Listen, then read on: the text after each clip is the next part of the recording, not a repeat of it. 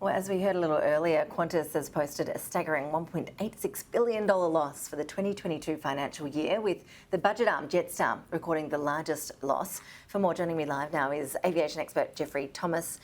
Jeff, good to see you as always, thank you. Our business reporter Ed Boyd helpfully pointed out that this really means one thing for passengers, and that's higher airfares.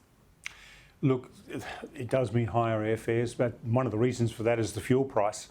The fuel price is 60% higher than it was pre-pandemic, added $1 billion to the bottom line as a cost. So yes, there are going to be higher airfares, and there's also capacity constraints at the moment because they can't get the aircraft they want back into service. And on top of that, of course, they've got staff shortages and they've got COVID illness, which is running at a very high rate of 50%, doubling of sickness due to COVID. Gosh, I don't think anyone's surprised to hear that Qantas is struggling on all of those fronts, but was the scale of this loss shocking to you? Look, I expected, and the market expected this. This is cumulative now over the last 3 years. Their losses are now over $7 billion. Mind you, globally, the airline industry's lost $300 billion. So, I mean, it's a global issue, it's a global problem. The pandemic has really devastated the airline industry, and of course we've lost so many tens of thousands of skilled workers, again, right across the world. So there's a lot of challenges ahead, but at the same time, there's green shoots. And Qantas CEO Alan Joyce said, you know, the last quarter, the fourth quarter, was much better, and you know, they're looking at probably a profit in the next financial year, although they're not forecasting anything at the moment because of the uncertainties.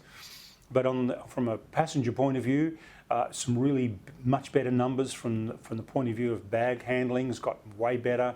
On-time performance has improved from 52% on time to up to 67%. They're forecasting 70% in September and 80% in October. So as we approach the Christmas school holidays, things appear to be getting better. We hopefully have far fewer disruptions.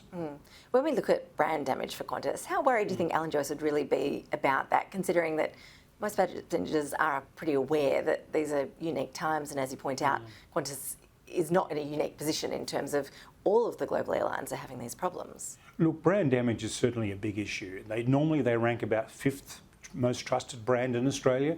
At the moment they're ranked about 16th. And the reference was made to the 2011 grounding, when he grounded the airline to break that union dispute, which had been going on for nearly 18 months. Their brand ranking was 56th. So they're a lot better than they were back then, but of course that's a real low point.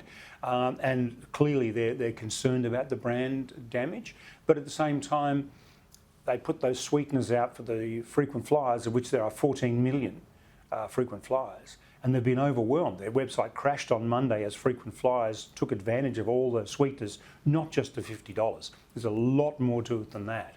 And the other thing is, at the moment, they've got record bookings.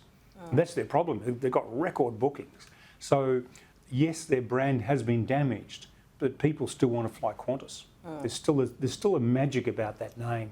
There's a magic about that brand, and people feel safer on Qantas than probably any other airline in the world. So it'll take a lot more to do serious damage to the brand. At the same time, they're not happy about where they are. And the other thing too is, Alan Joyce has apologised. There's very few airline CEOs around the world that have apologised. And he's given all these sweeteners to his frequent flyers. Other airlines haven't done that. So you have to give him a few ticks. We've got a few crosses against him, but there's a few ticks. Yeah, and in terms of airport, dramas really, aren't they? We're seeing long lines, we know that bags are going missing. It's a common story here with anyone who's jumped on a plane recently. Look, is it worse here in Australia than overseas? A lot of our airports seem to have... It's far worse. It's far worse in Europe. The worst airport in the world at the moment is Heathrow. British Airways... Is that always the case though? So British Airways has capped the number of people who can go through the airport because they simply can't handle it. It's not a British Airways problem, it's a Heathrow problem. And this is one of the things that's missed in all this. You know, mum and dad and their children walk into Sydney Airport and they walk into the Qantas terminal. Qantas is Alan Joyce. It's his fault, but it's not.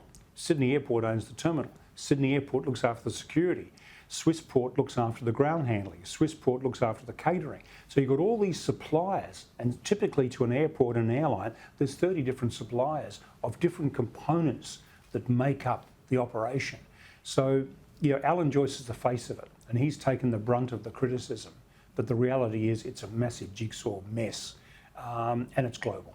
And on top of all of that, there's also the paperwork aspect as well of PCR tests and vaccine certificates and that sort of thing.